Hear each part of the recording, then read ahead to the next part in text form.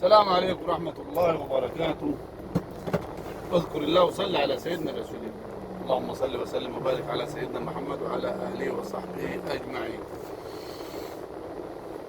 رسالة لإخواتنا التوانسة في موضوع أحمد سعد. طبعا من امبارح الدنيا جاية ما قعدتش على أحمد سعد، ما يقولوا إنه هو غلط في التوانسة. أنا شفت الحوار كامل اللي هو اتعمل مع أحمد سعد.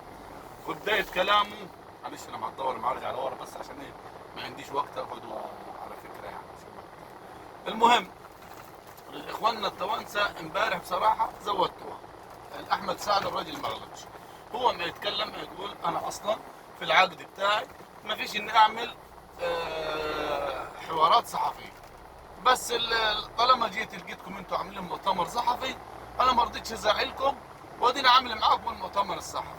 ففي واحده ما تتكلم فهو بيقول لها اسكتي انت لو سمحتي، انت مالكيش في الموضوع، يعني اللي هي منسقه الحق. قال لا انت لما تعرفي تعملي حفلات ولا ما تعملي اسكتي لو سمحتي، اسكتي. ما يعني لا شتم فيها مثلا، لا قال لها كلمه وحشه ولا قال لها كلمه واحده، قال لها اسكتي لو سمحتي اسكتي، وهي كان سكتت ما سبهاش.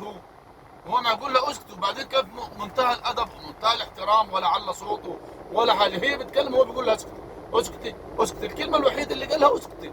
ايه اسكتي عادي، اسكتي يعني لو سمحتي اسمعي. احنا عندنا لما اسكت انت عشان تسمعني، عشان انا لما اتكلم مع في 200 صحفي قدامه وهي جايه انه عاوزه تتكلم، هو بيقول لها اسكتي.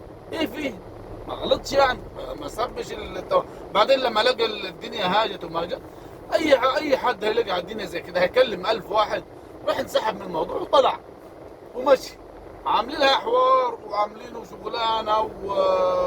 واحمد سعد انا ما على فكره يعني مش من محبي احمد سعد ولا من يعني وحاجاته اللي بيعملها انا ضدها تماما، بس برضه ده راجل مصري وابن بلدي ولازم ادافع عنه، لانه فعلا هو ما غلطش، ولو غلط كنا هنعتذر للاخوه التوانسه، لكن ما غلطش.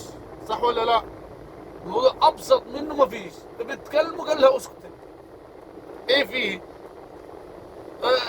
اذا كان كده بلاها حفلات في تونس، يعني ايش يعني بلاها. لو انتم زي كده مثلا مش متقبلين، ده جاي نجم برضه، مش يعني هو مش رايح واحد مبتدئ، لا ده رايح نجم.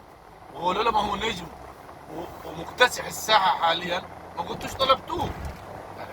يعني احنا اخواننا التوانسه يعني احنا على عيننا وعلى راسنا، بس ما غلطش فيكم الراجل. يكفي انه من عندكم معلول، ده معلول واخد قلوبني، فلا ما غلطش وما تزعلوناش منكم.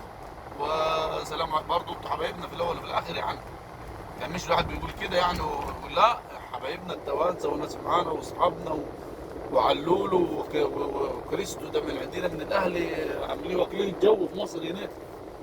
فبس لكن احمد سعد ما غلطش. السلام عليكم.